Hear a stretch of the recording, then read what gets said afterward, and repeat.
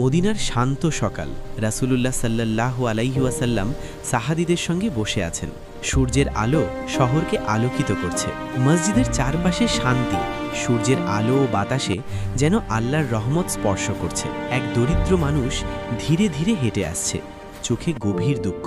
সে নবীজি সাল্লাল্লাহু আলাইহি ওয়াসাল্লামের কাছে গিয়ে বলল, ইয়া রাসূলুল্লাহ, 3 দিন হলো আমরা খাইনি।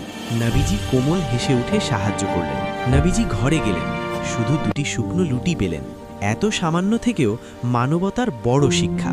নবীজি রুটিগুলো হাতে নিয়ে দিলেন, এটা গ্রহণ করো, আল্লাহ বরকত দিন। লোকটির চোখে কৃতজ্ঞতার আলো। লোকটি কাঁদতে কাঁদতে বলল, আপনার সামান্য দয়া আমার জীবন বদলে দিল। নবীজি বললেন, যে মানুষের হৃদয়ে দয়া, আল্লাহ তাকে একা রাখেন না। সাহাবীরা খেজুর, গম, কাপড় আনল। তাদের হাসি ও সহযোগিতা হৃদয় ছুঁয়ে যায়। সৎ খাবার দরিদ্র মানুষের ঘরে পৌঁছল। দুঃখ কেটে আনন্দ নেমে এলো। পরিবার আনন্দে ভরে উঠল।